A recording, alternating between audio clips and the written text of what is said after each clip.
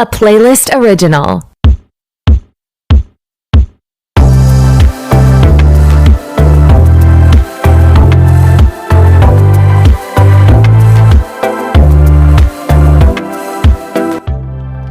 Hey, what's up? It's your host, Torry, and who is ready to be petty? Welcome back to another episode of RTBP. I'm so glad you're here. I hope you're having a good week. I have been tired AF. I fucking just died this week. I don't know what it is, but let me know. Is there something up with astrology or something? That's what I'm leaning towards. You know, it's bad when you go to the spirits, but I don't know. Let me know. Is Mercury in retrograde? I have no idea, but I need something to blame this entire week on. A few story updates before we get to today's episode. Joshua Bassett taking a weird fucking turn into evangelical religion. He was tweeting about I guess finding God or something like that, and people were like, babe, was your account hacked? And then he's been posting all on Instagram and stuff, and then he was like, no, this is just me. People are wondering if he's going the religious music route because he's not having much success, I don't know, in just pop music. It is so fucking weird. Have you seen this? If you have any theories, DM me because I need to know. And then Adam Levine and Behati Prinsloo welcomed their child, the one that was almost called Sumner. So we are waiting with bated breath to hear what the baby's name is. Will it compete with Air? I don't know. And then on Patreon, this week's episode is Ariana Grande's Pettiest Moments with Cara Berry from Everyone's Business But Mine. We had so much fun recording, so many laughs, and we go through some of her key relationships, some of her big moments in her career, and then of course we look at all of the shady tweets and clapbacks and lyrics and stuff like that were a little bit or a lot a bit petty. And then the following week, I've got Sophie James back from Unpaid Emotional Labor. We are talking all about the Summer House cast getting ready for the season premiere. That is all over on Patreon, patreon.com/RTBP podcast. And I think I mentioned this last week, but book number 2 for our book club is I'll Be You by Janelle Brown. And Janelle's actually going to join me for another interview. So we're 2 for 2 with author interviews with the book club. Join us. Become an official Petty Betty at patreon.com/RTBP podcast. This episode was, again, so much fun to record with Leeza. I actually got to meet her in Boston this summer. We went out for dinner at this lovely little place, and I got pasta or pasta, as you say in the U.S. And we got Diet Cokes, and we went for a little walk. It was just super, super cute. The vibes were impeccable, and I'm so happy to be able to catch up with her. Shoot the shit, because we had a lot to catch up on. So I hope you enjoy today's episode. Without further ado, here's my conversation with Leeza.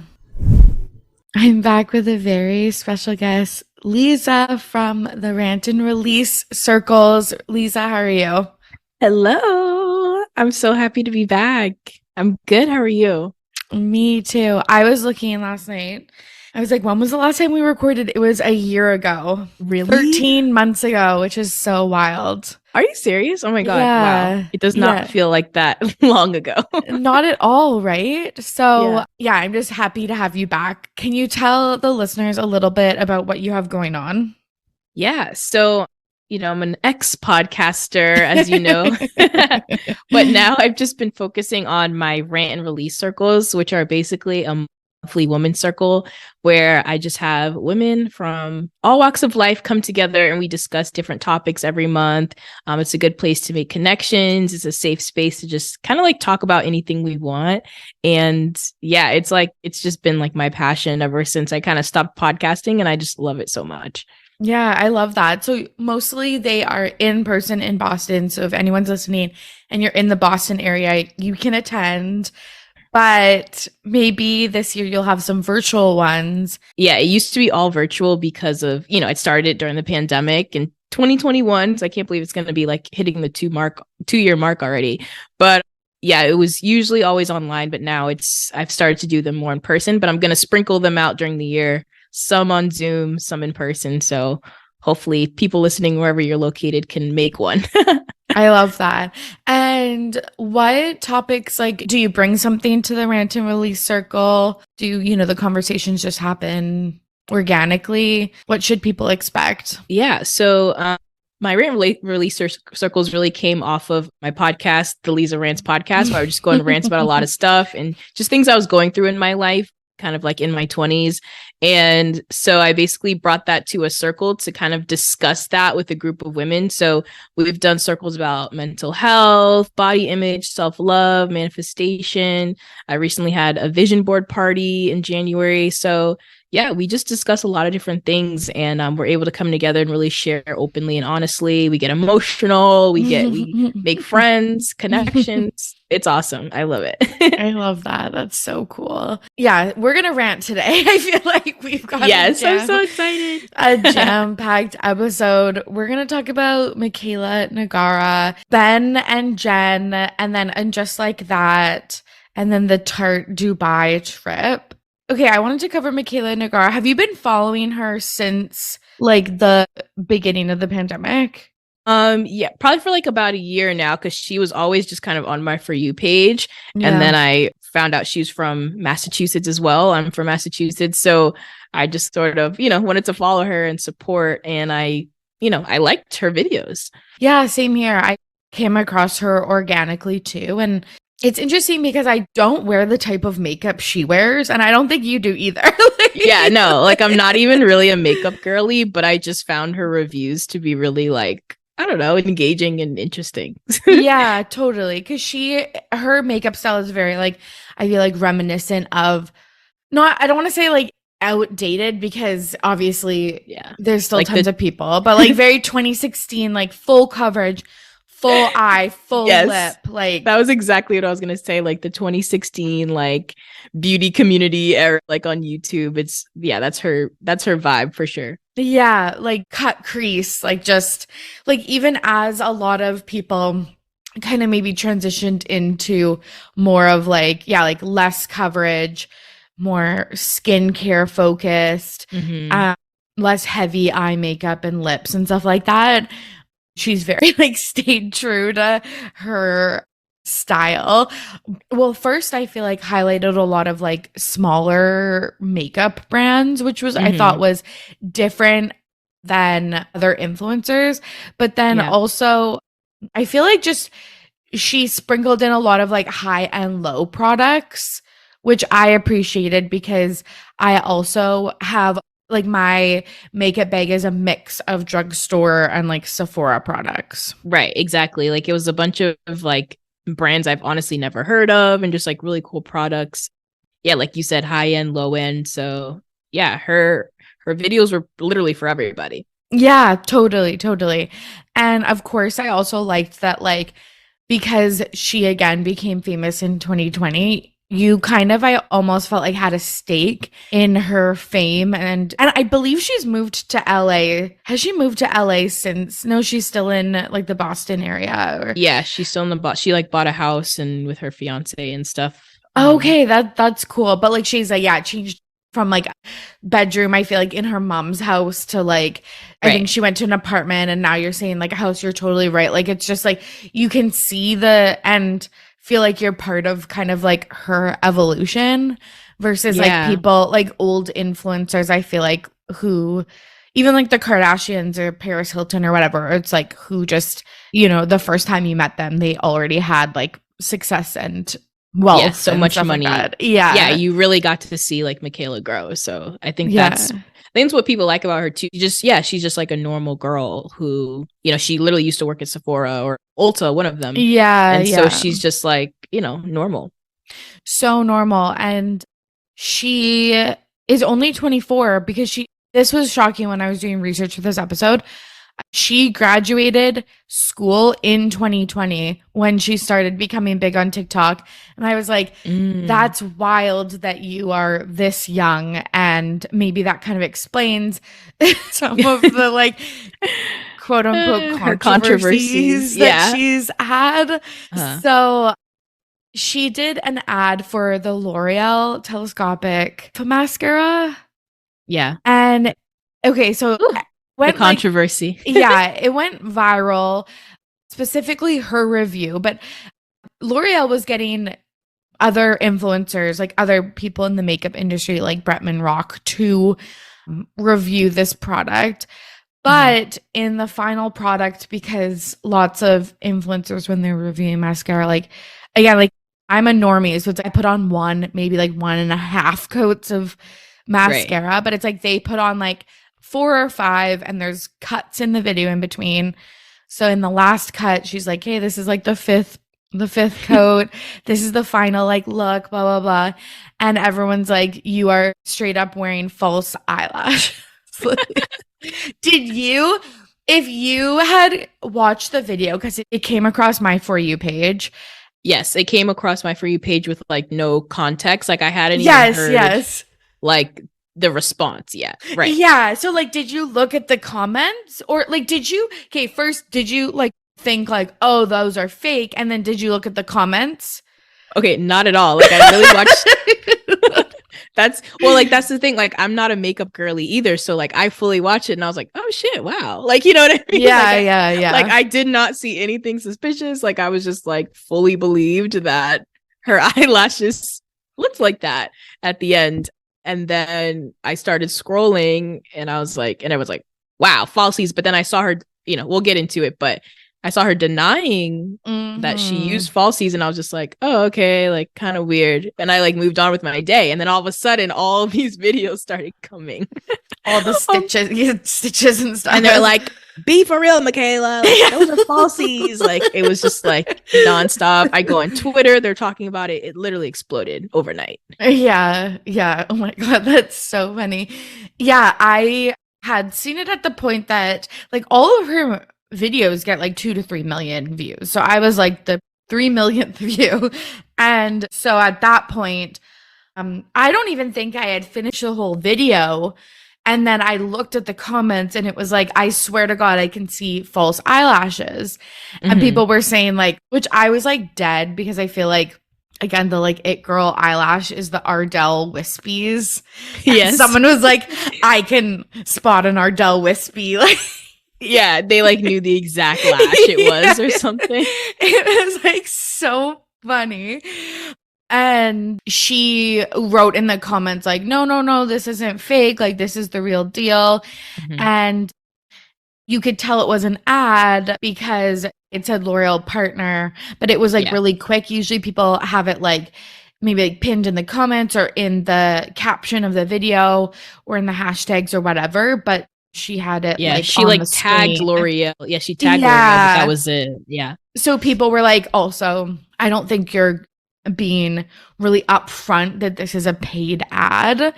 And then I looked when I was writing this outline last night, the TikTok had 43.6 million views.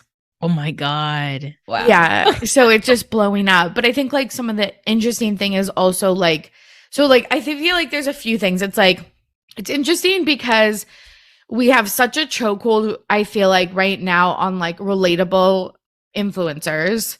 And when they inevitably let us down, everyone, like everyone is outraged because we feel this like kinship with them. And I feel like, again, like we were talking about, we feel like we have a stake in their like career and their fame. But then I think the other piece of it is like the ad piece, because so I also got TikTok in 2020, like I feel like most other people. Same. Why I like it so much and why I feel like I feel like I dabble in Instagram and dabble in Twitter, but like really is my main social media app. And I feel like it was because you could get these honest reviews of things, and like so many things I buy nowadays are because of TikTok. And it's crazy. It's so crazy. But the thing is that this is why I started using it in 2020, but it's been 3 years, and now brands and companies and stuff have learned how to advertise through TikTok. So it's like now I just feel like instead of just taking a video verbatim, I have to like now like think about it and be like, hey, is this like a paid post, or is this person like a normie like me just posting about their favorite concealer or whatever? Yeah, and that's what's really difficult. Yeah, things used to be so organic, and no company was paying TikTok influencers like that, back in 2020 originally. So now you just don't know if like what's an ad, what's real, what's not. Totally. Have you bought anything off TikTok that you've like really enjoyed, or that's been a flop and you were like, hey, this person was either like lying, or like, I guess sometimes it's hard with makeup because sometimes like I bought a liquid bronzer. I think it's just, I can't remember what brand it is because I only use it. Charlotte Tilbury one? No. It's like, it's definitely drugstore, but it's like the liquid one with, I can't remember the name because again, I used it like a few times and I was like, this isn't for me, but it's liquid. It has like a soft tip and you just like make circles like around your face and then blend it in. I think I bought like a shade that was like slightly too dark for me because I need like the lightest like shade. And I was like, this isn't working for me. Like this, it looks too orange and like stuff like that. But I was like, makeup, it's tough because I feel like so like it probably didn't work for me just because of like the tones on my skin and stuff. Like the person wouldn't have known that, and it worked for them. So yeah, I don't know. Yeah. There was nothing that I actually ended up buying, but there was a few things that I went to go buy. But then when I tested it, I was like, I hate this. Like, so like the Rare Beauty blush that every girl literally wears like so much. I went to Sephora and I literally just put it on my hand and I tried to like, first of all, it's so pigmented, as we all know. Yeah. And like you think that that's like cool, but it like I literally felt like I could not blend it on my hand. And I was like, I knew that I would just look like a clown if I wore it. I mean, it looks good when literally every girl on TikTok wears it every single day, but I just knew that I would hate it for myself because it was just like too pigmented and it just like didn't blend well. I got this like Makeup by Mario blush that's also really popular. Yeah. Again, I'm not like obsessed, you know what I mean? So my friend got me actually for my birthday, she got me a Stanley cup, which I'm actually obsessed with. So like that was worth yes. That is worth every penny. But the same, agreed. Yeah. But usually I get released I just get hooked with like people's Amazon storefronts. Like that's that's my kryptonite. Like if someone is like, I'm like, where is that from? It's linked in my bio. I'm like, all right, sis. Like I just go buy it. I know. I feel like I'm the same, especially with like organization stuff or I don't know, just Amazon. Like I feel like people find such good shit on there and I'm like, I can never find this stuff. Like when I look, it just is like not good stuff. So. Yeah, like when I search, none of that pops up. So same. I love Amazon storefronts. Yeah. And like I'm always gonna, if it's like a Lululemon dupe or a Skims dupe or something like that, like I'm always gonna buy it. Oh my God, I love a Skims dupe.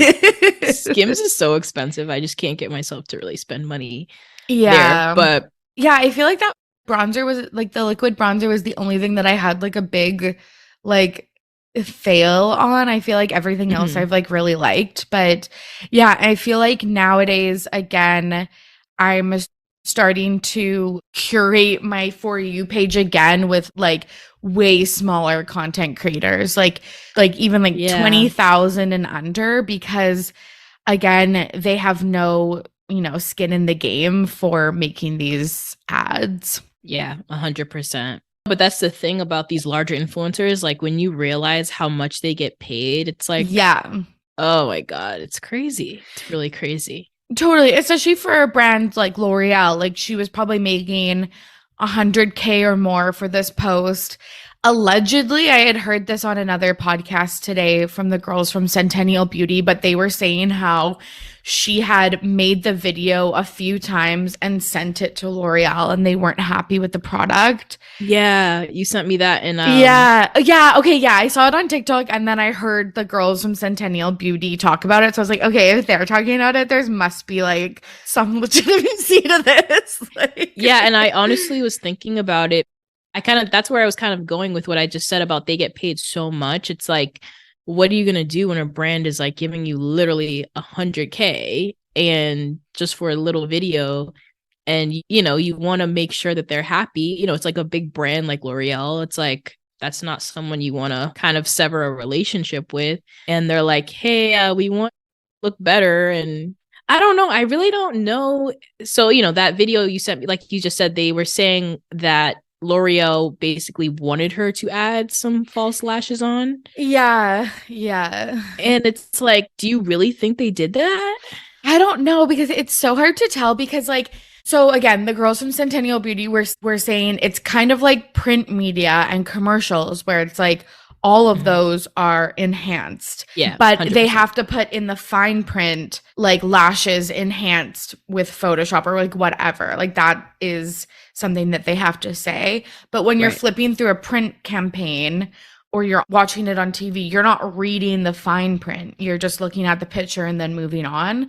And I think that maybe, especially with mascara, brands are like, okay, well, we can't enhance the lashes like we do in our other forms of media, like put on a falsie and just say that it's true. So like I could see it in that way, but then I don't know, sometimes, so like I don't think that this was necessarily planned. Like I don't think they said, Mikayla, put on a falsie and then this is going to blow up because people are going to call her out and then people will be talking about it. But like you also have to think like that this video has 10 times the amount of views her other videos have.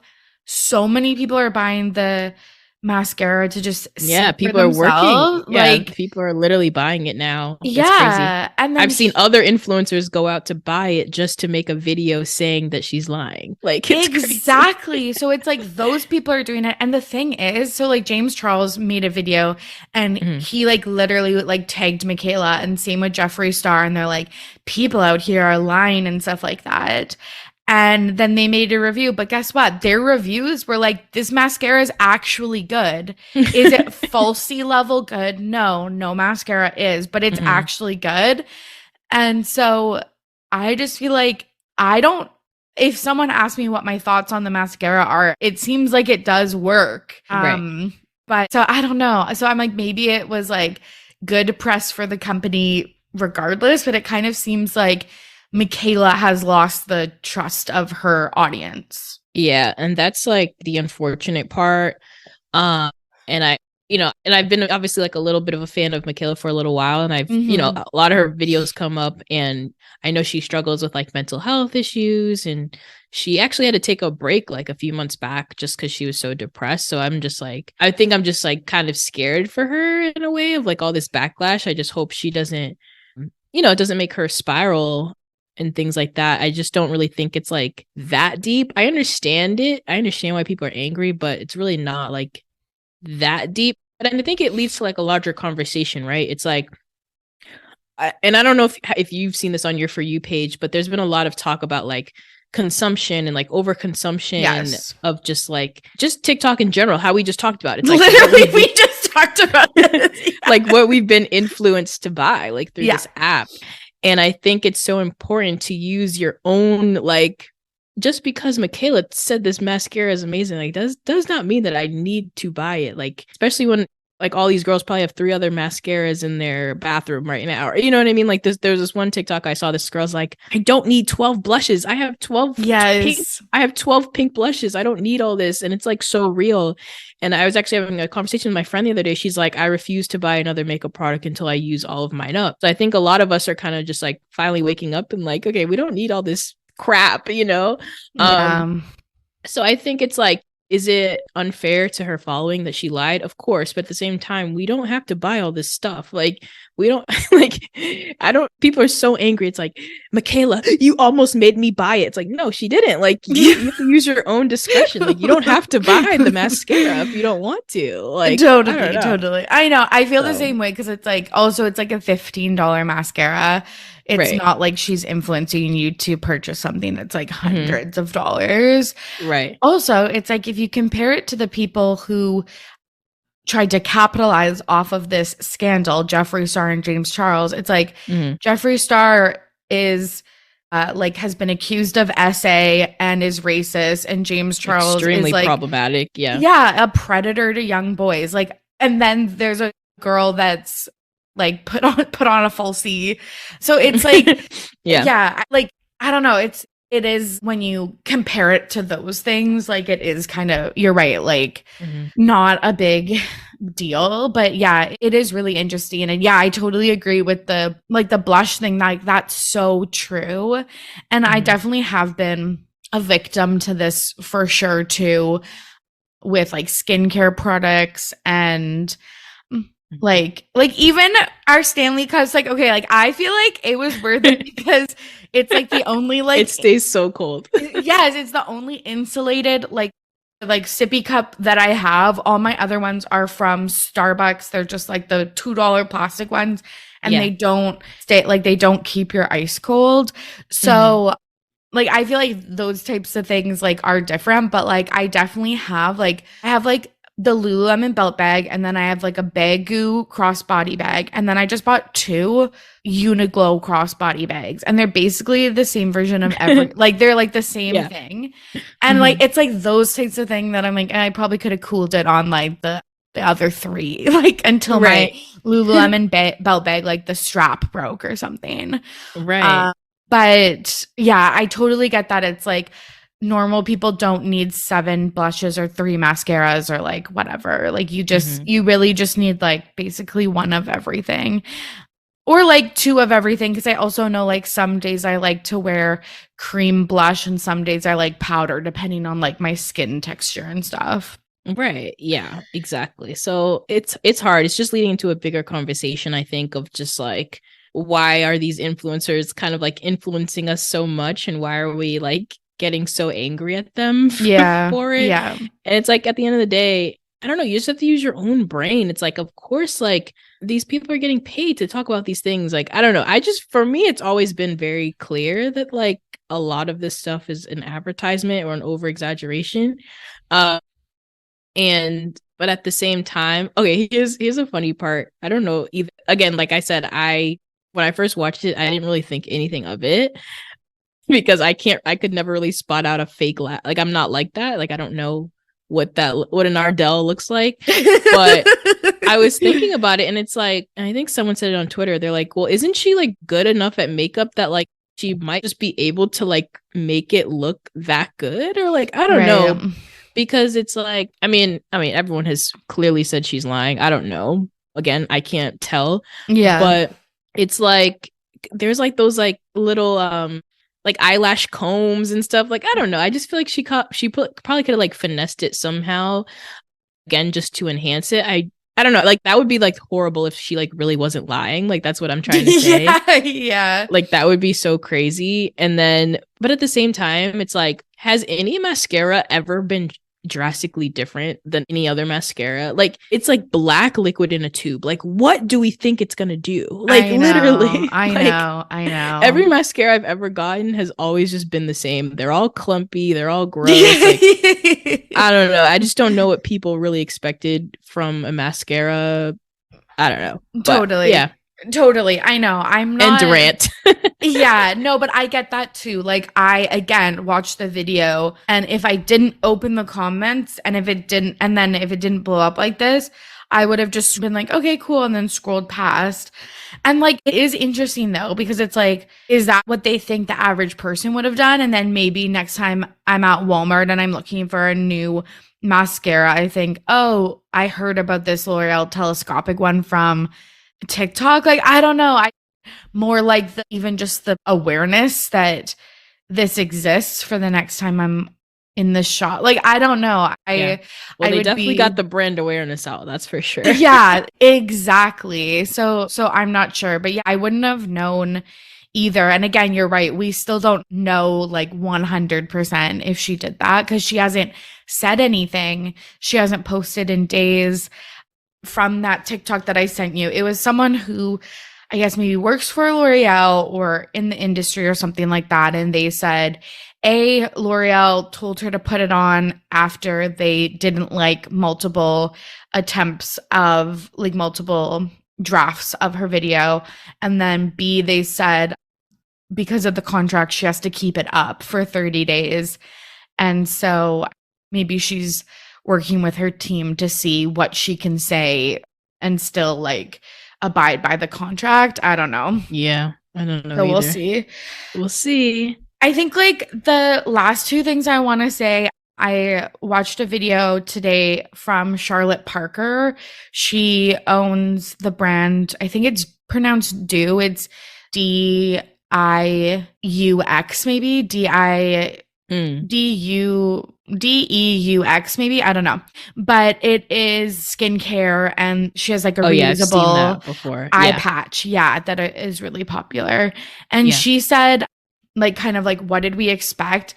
Influencers don't influence like necessarily your realm of thinking, like say like activists do, or like they're not like community, they're not making influential change on like community or society.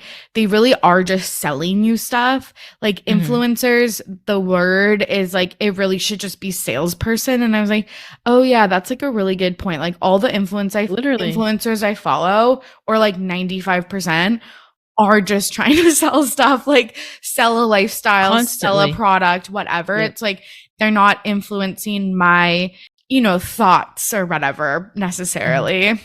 Yeah. It's so real. And that's what I'm saying. It's like, I don't know why people don't really understand that at this point. Like, I don't know. So just like the outrage about it, it's kind of crazy because it's like, I feel like a lot of these people lie all the time, So I don't know. I just feel badly for her. Me too. And again, I think that that's another reason why people were so upset, because it's like we do actually, I think, feel bad for her because we like her versus other people that like are, I don't know, we like hate. Like, yeah. And I want to be clear. It's like, I'm not saying that like these people should be lying at all. Like, you know what I mean? Like, I don't want it to sound like that. Like, oh, who cares? They lie all the time. But at the same time, I think it's just kind of like, I think the way it's been blown out of proportion. Like, do you follow Hello Teffy? No, I know Teffy, but I don't follow her. But like, I check out some of her content.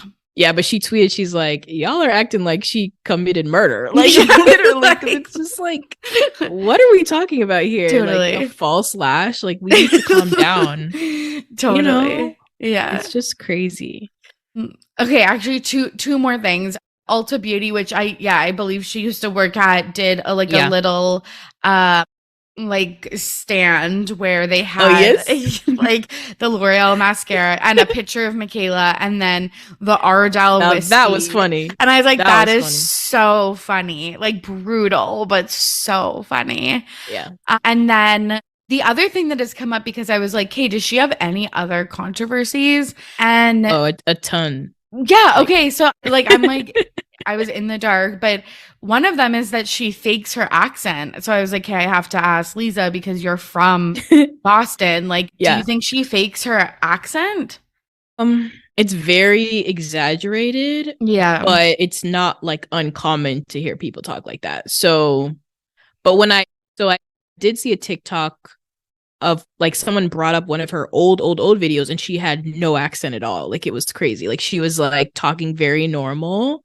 And I was like, oh my God. So I freaked out and I'm like, and then people in the comments were like, no. She just used to be embarrassed of her Boston accent. So she used to like try to cover it up. And I'm like, but that's so weird and like inauthentic. So bad. Yeah. If I find it, I'll try to send it to you. But yeah, it was really like it's like a stark difference. Like, she's basically has no accent at all. So yeah, I don't know. That's so interesting. Yeah, okay, because like definitely it is exaggerated, like, but I kind of because I don't hear that accent often. I was just thinking like, oh, it's like a customer service voice or a podcast voice or, that you just speak a little bit differently if you're having like a conversation one-on-one or whatever. But I didn't think like, oh, that's like super fake, but like probably is because like, I feel like that was another catchy part is that she sounds like she swears like a sailor and she sounds like rough around the edges, but then she would do this like beautiful, like the juxtaposition was it made her stand out. Exactly. Sure. Like it gave her like a thing. I think that's why one of the reasons why I first followed her. So that's really interesting. Yeah, so seeing that, I was like, oh my God, that's really, that's not good. That's so bad. Oh my God. Oh, Mikayla. Well, we'll see if she responds, does a statement, whatever. Yeah, but I'm waiting. Me too. I'm on the edge of my seat. Okay, let's talk about another famous Bostonian, Ben Affleck. They're making us look bad right now. Let's talk about it. So two things. Jennifer Lopez's new movie Shotgun Wedding premiered this past weekend. I've heard mixed reviews. I'm just laughing. Know. Like how many wedding movies do we need to have? How many weddings does she need to have? Like I was like, okay, it looks like cute because I do like Jennifer Lopez rom-com movies. But then like when I saw that there was like pirate intervention and stuff like that, I was like, it's not like I don't want to see like an action movie. But it was scheduled on the same night as Mark Antony's fourth wedding. So what do you think was scheduled first, the movie premiere or his wedding? I would think his wedding. I hope it's just like a coincidence. Yeah. I mean, JLo's dated like 3 people ever since him, right? So I don't think she like is petty like that. Yeah. Maybe she is. Who knows? But yeah, that is like a very funny coincidence for sure. It is. I think if it was anybody, it would be Mark. Like who would schedule it's weird that it's like out of all weekend, like there's 52 weekends in the year and they both end up on the same one. I feel like that's a little too coincidental, but also you're right. Like I feel like Mark Antony, other than like birthing her children, like really is a blip on her radar. Yeah, honestly. Yeah, so who knows, but I'm so glad you added this to the outline. But another less viral than Mascara thing, but viral nonetheless.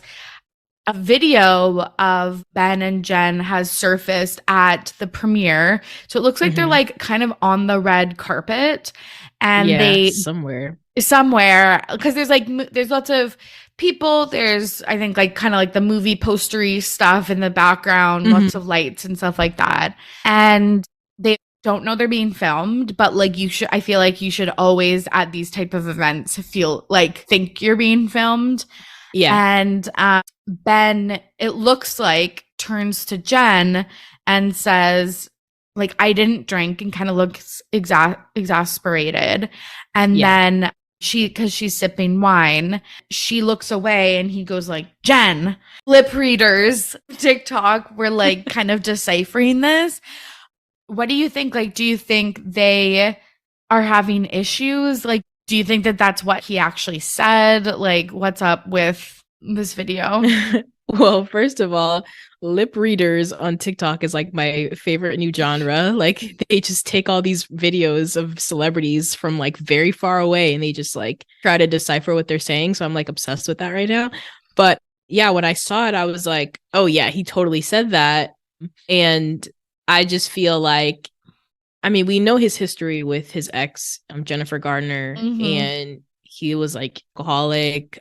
I don't think he's sober now. And yeah, I don't know. I don't see that ending well. He had a lot of issues with his ex-wife and the kids because of his drinking. And if he's taking that into this new relationship, if they're like literally arguing at a premiere party with people around about if he took a sip of this wine or not. Like, that's like really crazy to me. So I don't know. I really don't. And I just don't really have a lot of faith in any of Jennifer's relationships anymore. I really thought A-Rod was her end game. I know. They were just so, I felt like they had such similar like hustles. Yeah. She is such like, she's like the, you know, wake up at 4:30 a.m. girly and like they just at made the gym sense. and Made sense. They both had 2 kids. They all got along, like Latinos, and I don't know. I just loved them, but so I don't know. Yeah, I felt the same way, and you know, I'm rooting for them, even though I feel like Ben Affleck is actually a horrible person. Like, like I just don't. Everyone was like really excited to see them back together. I did not care for it. Yeah, I didn't understand it. Like, I don't know. I'm just not a fan. Yeah, I feel like I'm here on like the surface level, and just like I love the story of like after 20 years, like they came back together. I'm just a sucker for that. But I have been reading more of his blind items and just more of his career, and I'm like, actually don't think you're like a good person. Before I thought it was just like issues with alcohol and gambling and stuff, and I was like, well, that's not like the person's fault. But then when I like looked into it, I was like, some of it, his like other behavior is like sketchy too. So he put Jennifer Garner like through hell. Like, he was really bad to her. So it's just like, I don't know. I'm not buying that he has changed much. Yeah, just because he like wears suits now and like got a haircut, and instead of picking up Dunkin' Donuts outside of his apartment, he's like, you know, doing brand sponsorships with them. Like, he's still like the same old Ben. Literally so embarrassing. So funny. He literally filmed it like 2 towns away from me, so it's just like so funny. That's all anyone could talk about. I know. Jennifer's got him on that grind. Yeah. Yeah. So we'll see. Are you gonna watch the movie Shotgun Wedding? No. Yeah. I didn't watch her last movie. Marry Me? Yeah, Marry Me. I didn't see that. Yeah. You've seen them once, you've seen them all, you know. That's so true. Yeah, I don't think I'll watch this one either. Josh Duhamel or whatever. Like, I'm not interested, and I just feel like that movie was cursed to begin with because Armie Hammer was supposed to be the lead, and then he like I didn't know that. Yeah, and then they like let him go and stuff like that. So I was like, it was cursed from the start. Yeah. Honestly. Okay, let's talk about Tarte before we wrap up with and just like that, because I feel like it makes sense with kind of what we're talking about. Yeah. This was like right before the Mikayla drama, I feel like, but yeah, I was like fully like in the rabbit hole with this one. Yeah, you messaged me and you're like, are you following this? I was like, it's literally all I'm following. Like, it's just it's me. I laughed so hard. Yeah, like it's just like, it's like everything that I'm thinking about. So yes, even though this is the interesting part. So let's get into the details. So Tarte Cosmetics hosted a really lavish influencer event, mostly on like all the things were on TikTok, but it was where 50 girls flew business class to Dubai. It was co-sponsored by Sephora Middle East. Tarte is promoting a new cheek stain, and like Sephora Middle East is like really like blowing up.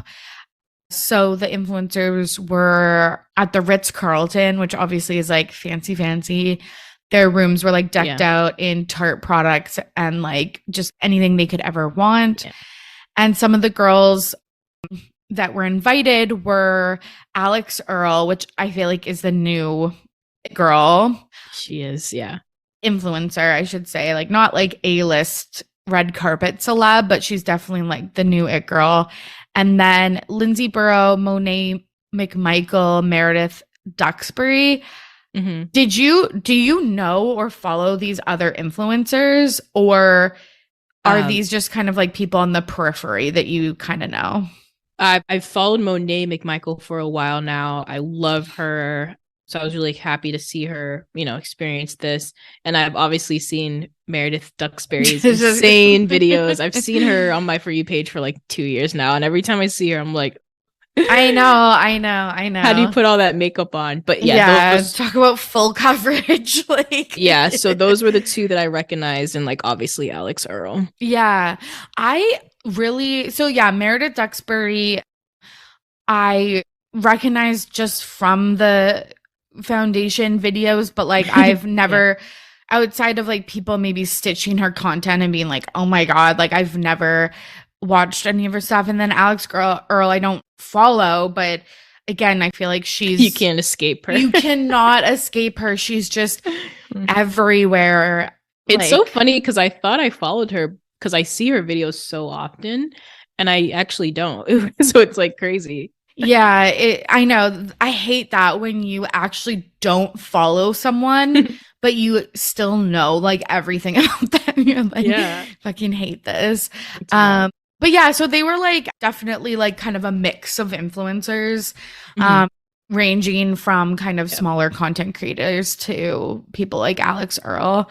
But it went super viral. People were saying that it was like really out of touch as we're like entering a possible like recession. Inflation is fucking crazy. The economy is like trash. And then people are saying Tarte they spent so much money. How could they ever get like the return? Like, this doesn't make any sense. Like, what intrigued you about the trip? Was it just like the luxury of it, or was it because of it was out of touch? So it definitely was out of touch, but I felt like it was very reminiscent of, again, like 2018, like makeup beauty days. Like if you were on YouTube, like influencer culture, like this has been something that has always happened. Like these very lavish trips, like Bora Bora, Bali, like they would take these people all around the world. Even the Revolve trips that they go on, or like, or that they used to go on before the pandemic. So I think this was honestly just like the first post-pandemic trip of this magnitude that we've seen, especially on an app like TikTok, which is a little bit more realistic. I feel like if it was more on Instagram, people wouldn't have really like cared. But I think like seeing it so heavily on TikTok, it was very new to see something like this on that app. Again, in this post-pandemic world that is like very different. We don't, especially Gen Z, they're not really into like flexing of the luxury. Like, no, we're just not into that anymore. Like we want things to be real. So I feel like Tarte was more so out of touch with not even just the luxury, but just the fact that like this isn't really the content that we like care about anymore. But from a marketing standpoint, it was brilliant. You know what I mean? Like they got the biggest it girls on the app to talk about their trip. They made it as lavish and as insane as possible because they knew everyone would be talking about it. And it worked from a brand awareness standpoint. Yeah. Did it convert into actual sales? I'm not sure. So one thing that I saw, because everyone wanted Monet and Alex to hang out. Like all over my For You page, they were like, make a video together, make a video. Like every comment was like, where's Alex? Where's Monet? Like they wanted them to like make a video together so badly. So they finally did. And everyone was like eating that up. Right. And they did this like get ready with me video together and had like 1.5 million likes. It was crazy.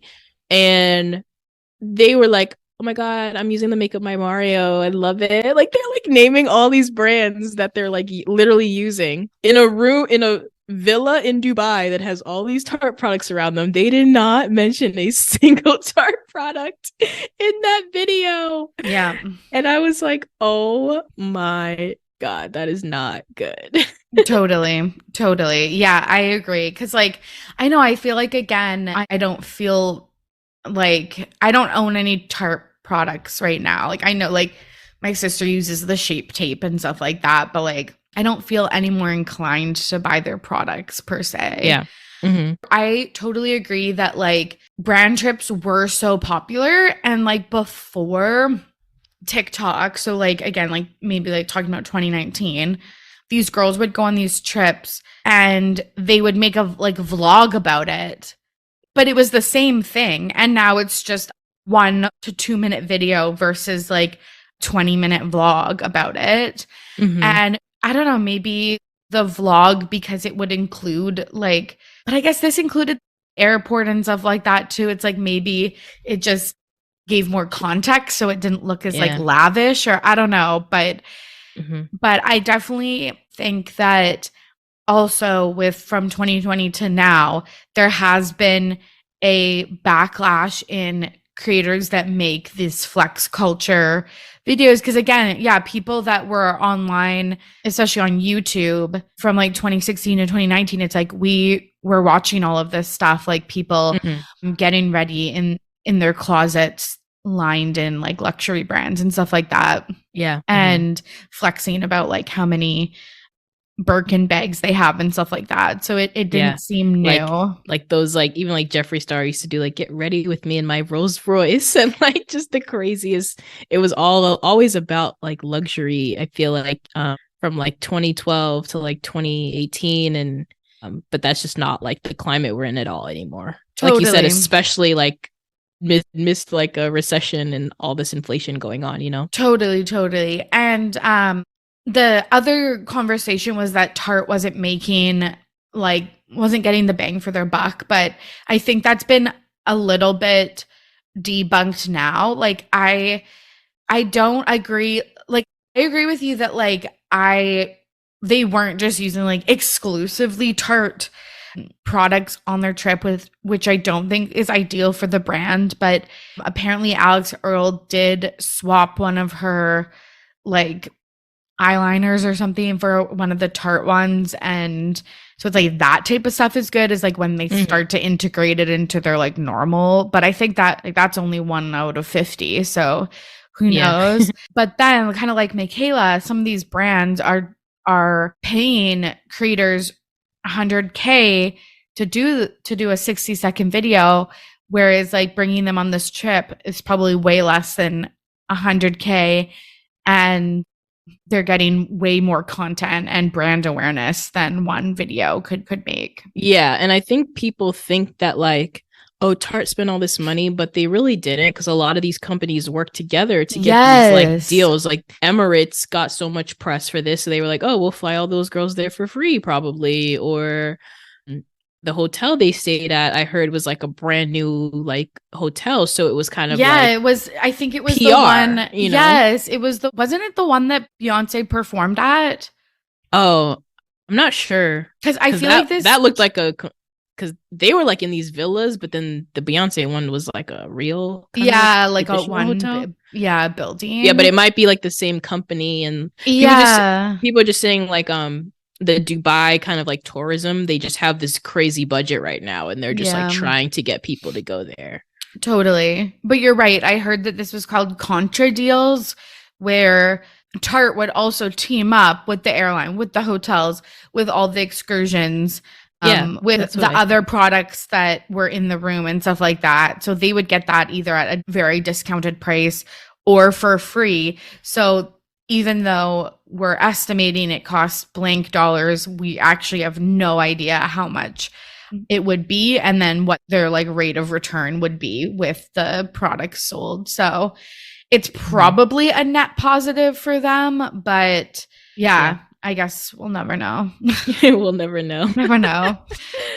Okay, let's wrap up with, and just like that, that was the last time we chatted on the pod, was when the season 1 premiere happened. I think we covered episodes 1 and 2, and that was like just when Big had died. And yes, I remember. And I feel like I was like, oh yeah, like we'll just cover like the first 2 episodes, because like they're week by week, so let's just do the first 2. And like obviously I had no idea that he died, and then like I was watching, I was like, oh my god, like can't believe we gotta cover this, like this is insane. It was literally so insane. Like I know, I was like, take me back to that, like, because I hadn't been spoiled or anything on it. Just the shock of that was it was so shocking. Was wild.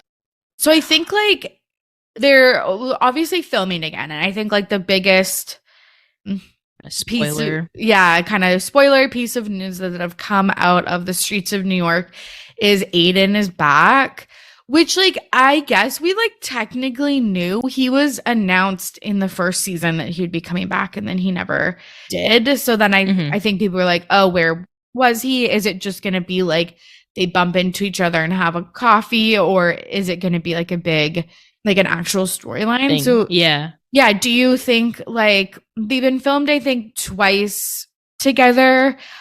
So we know that it's more than like maybe one scene, but like do you think that they're dating or are they just, you know, starting like a friendship or something? I feel like since Big is gone, they're definitely gonna like very much lean into the love story with Aiden now. Like you think full out. Yeah, I mean, I Oh don't my god. who else like yeah, like 100% because I think what a lot of people always said about the original Sex and the City, like a lot of people like actually never liked Big. Like they did not want Carrie to end up with Big, and a lot of people who were like original fans like just did not really like that. Yeah. But then obviously the movie came out and then we all just kind of like, you know, we were just like, okay, cool. We like Big now. So I think it's gonna really harp on like the fantasy of all like, you know, just what people would have wanted it to be in the past of like Carrie to just like be with Aiden and stuff like that. So I don't know. I feel like they're really gonna lean into it, honestly. Yeah, that's actually a good point because it's like Aiden is obviously like the better person, but I felt like Big suited Carrie, so I was team Big. Right. Yeah, I always liked Big, but I've heard like tons of people just be like, she should have stayed with Aiden, you know? So yeah, because like their relationship to me didn't make sense, but he was a way better person. Yeah, like he was stable and stuff, and like Carrie never was. So if Carrie, she was awful, and he was just like hardworking carpenter, and I felt like he was like so sweet to her, and she was just like so awful back. But maybe the point is that she was awful. She was in her 30s, and now she's in her 50s, and she's learned. And she's more stable and stuff like that. And finally. Yeah. And can date him. Like, I don't know. Yeah. I don't know. But do we really think that Aiden's single? I don't know. We'll see. So in Sex the and the writers City, always do like these. The writers of this show are literally insane. So we don't know what could happen. They literally, I feel like, just like change it. Like, I guess I don't know. I don't even have any examples, but like, yeah. So in Sex and the City 2, when they kissed in Abu Dhabi, he had a wife and 2 kids, I think. So yeah, you're right. Like, did his wife also pass away? Did they get divorced? What are the kids doing? I guess the kids, they were, I think, like pretty young during the movie, but I guess that was like 10 years ago. So like, are they? Yeah, they're probably like the same age as like Miranda's son, maybe like in high school or college or something. Yeah. So like, I don't know. How does that factor in? It's just so interesting. John Corbett, who plays Aiden, is also in the How I Met Your Mother reboot, How I Met Your Father. Are you watching that? No, but I do want to check it out. Yeah, it's actually cute. How I Met Your Mother, I watched the whole series, but like really, it was kind of one of those ones that I was just kind of watching to watch. Yeah, it was just like on. It was just on. Yeah, like if you asked me any of the storylines now, I like wouldn't remember half of them. Yeah. And this is the same. Like I put it on last night when I was writing out these outlines. Probably that's why there's so many typos and stuff. Like I didn't notice. Like it's just one of those shows to just like have on. But John Corbett is going to be Hilary Duff's boyfriend in an upcoming episode, and people, it's interesting. Yeah, people are shocked because they're making jokes like, oh, Hilary's dating an old guy and like stuff like that. I can't even remember her character's name. And then and he was Hilary Duff's teacher in Raise Your Voice. Oh my God, yes. When she's singing that like, hey, and then yeah, that's so weird. Yeah, he's like, nice. Such weird casting. I love how it all connects though. That's actually hilarious. I know, it's such a small world, but it's also so interesting how you can play someone's boyfriend in one thing and then like their teacher in another, and all of that stuff. And Kim Cattrall is the older version of Hilary Duff, so it really all does connect. Wow, holy crap. Yeah, that's insane. The other spoiler was Carrie was seen in her Vivienne Westwood wedding dress. Like, where do you think she could be going in her full wedding dress? I literally have no idea. Like, honestly, me neither. I don't know. Again, like this show is so unpredictable. Like, that's the thing that it's like kind of like why I kind of hate watch it, because it's like the writing is so unbelievable. So I don't know, it could literally just be as simple as her wearing it to like a costume party or something. Or her literally marrying Aiden in the dress. Like we have no idea. Like it could be like so many things. I'm dead. That's so funny. Yeah, because I felt like she went to like a bodega in like a full ball gown last season. So you're right. Like maybe she's going to the bodega, or she's going for lesson number 2, just in the same dress. Mm-hmm. And they'll be like, "Oh, I never got to wear this," or like, yeah, like I never walked down the aisle. Yeah, this is so crazy. This is my time. Yep. God, that's so funny. Do you have any other predictions for season 2 for like Naya or Seema or like the Samantha storyline? Are they just going to drop that at this point? Is Carrie still podcasting? Oh yeah, Carrie's definitely going to be still podcasting. I hope that they just kind of like keep Samantha. Like I liked how they basically had her like texting and like that they were like cool. That made me happy, because I just really hated the fact that they just made it seem like they weren't friends anymore. So I would love for them to like kind of play it up and just pretend that they were on good terms. That would make me happy. But I don't know. They might just completely drop it this season. Who knows? Will still Steve be back? Probably. I like Steve though, but me Miranda's too. Like Miranda's so annoying. Yeah. Oh my God. Are God. Miranda and Chase still together? No, she's probably gonna break Miranda's heart or something. Oh, sorry, as they should. I'm sorry, it's misgendered. Yeah. I don't know. I have no idea if they'll still be together. And then Charlotte, I was trying to write some like predictions or just even like some bullet points of like what she could be up to, but I was like, what the fuck was her storyline last season? Like it was just her like children's identity. Oh yeah, her children's gender identity, and then playing tennis with like another couple or something. That's literally all I remember. It was just her being like a Karen, I guess. Yeah. With her child, and then Miranda also being a Karen. Like it was just weird. I don't know. So we'll see what happens. Yeah, I hope they develop Charlotte's storyline more, because she didn't really have one at all. Yeah, we'll see. And same with Naya's. And then Seema, didn't she have sex with like the really hot guy from Emily in Paris, the French? Ooh. At that last season or the last episode. Oh my God. I'm like trying to pull things out of my memory. He's the perfume guy in Emily in Paris. Oh yes, they got together. So I'm like, I hope she finds someone. I really like her character. Mm-hmm.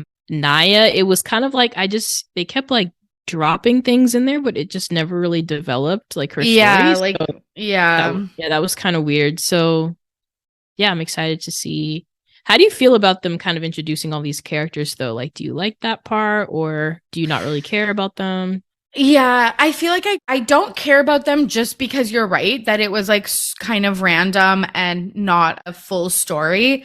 I feel like if we gave them the chance to have like equal screen time, I would like them, because they seem like they would be good characters. So, but I feel like just the way that they did it do them service. Yeah. And I think what we spoke about last year is how I felt like the writers were trying to meet a lot of like quotas. Yeah. Of like, oh, like a Black woman or a trans child. Like, they were just trying to like check off things to make the show, to kind of bring the show into 2021 at that time. But I don't know. It wasn't natural. So I'm hoping that they can write things a little bit more organically this time. 100%. Yeah, I totally agree. And I would like to see more of Carrie's younger neighbor, because I think she saw her younger self in her.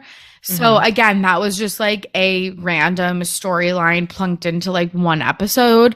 So it's like if they built out those storylines, I feel like I would want to see them just as much as the main cast. But yeah, I don't have like a specific attachment to them. And so yeah, I'm hoping that they like slow down a little bit with trying to shoehorn a bunch of either social issues or characters into the show and have it more organic. And then the one thing I really, really want in terms of the structure to change is for Carrie to go back to doing the voiceovers.